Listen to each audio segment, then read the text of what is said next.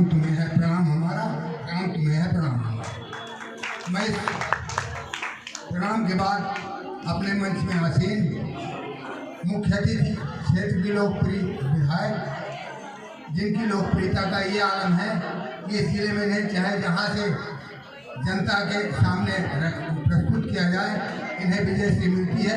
यह इनकी लोकप्रियता और जन जन तक पहुँच का परिणाम है। मैं उन्हें प्रणाम करता हूँ।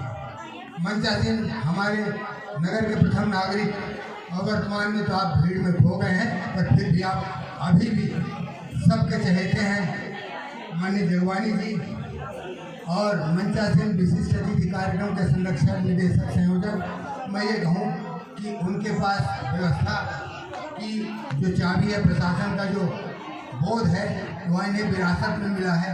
यह बताते हुए मैं कोताही नहीं करूँगा कि डॉक्टर आर सिंह साहब एक राज परंपरा के उत्तराधिकारी हैं, जहाँ से इनके रक्त में, विरासत में, इनके ज्ञान में, संस्कार में प्रशासन के गुण मिले हैं।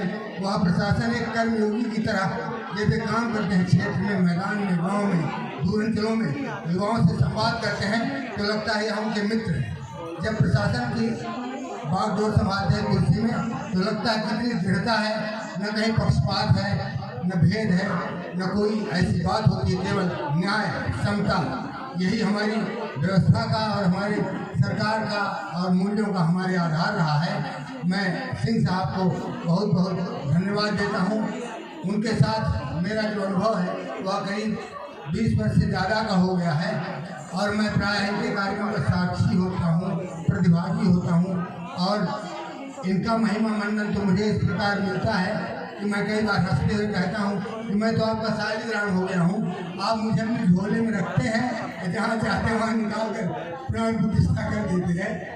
तो इन्हें कहा नहीं, इसमें थोड़ा संशोधन करके प्राण प्रतिष्ठा हर बार नहीं होती शालिग्राम की, तो हर बार पूजित हैं। मैं इन्हें प्रणाम करता हूँ फिर से, इसलिए रुद्र राम के परम तत्व आराध्य राम के हैं नवतन, इस भाषा में कह रहे हैं आज है कि आपका वर्णन। तो इस प्रकार आप सबके बीच यह युवाओं की जो कर्मस्थली है, जहां हम पूरे जिले के युवा उपस्थित हैं, यह पावन धरती नर्मदा, सोन और जुहिला से आप्लावित थी।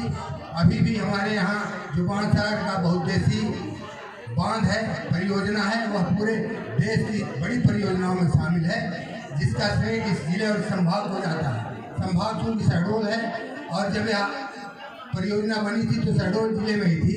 तो आज सरकार की कृपा है कि यह संभाग के रूप में, नए स्वरूप में है और हम सभी लाभान्वित हो रहे हैं उसकी परियोजना से। इसी प्रकार यहाँ जो विराट की धरती है वह हमारी पुरातात्विक संपदा से इतनी परिपूर्ण है कि चाहे वो लखभरिया की गुफाएँ हों, प्रस्तर गुफाएँ हों, पाषाण प्रतिमाएँ हों या विराट का मंदिर हो, विराट हमारी पहचान हो गई है।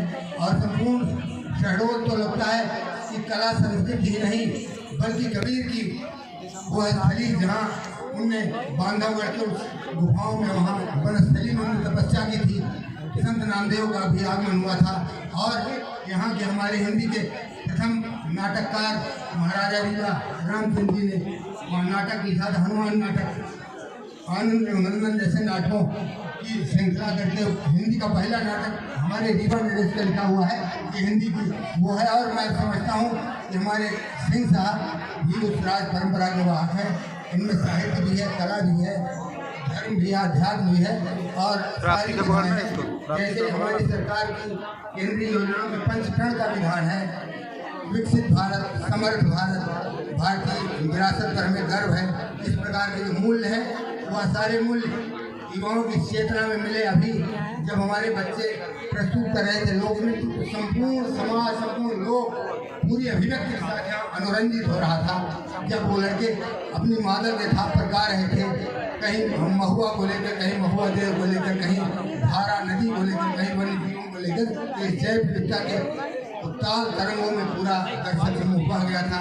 उस समय हम लोग याद करें कि हमारे मुख्य अतिथि का आगमन होता, आपका आगमन हुआ, संपूर्ण रूप से आपका आगमन इस पूरे थकान को दूर कर देता है, पूरे लोगों को प्रेरणा देता है, आशीर्वाद देता है। तो मैं इस प्रकार इस आयोजन का साक्षी था। मैं यहाँ उपस्थित सारे जजेस को, जितने न्यायिक थे, हमने पूरी निष्पक्षता से, पूरी तन्मयता से निर्णय का कार्य किया।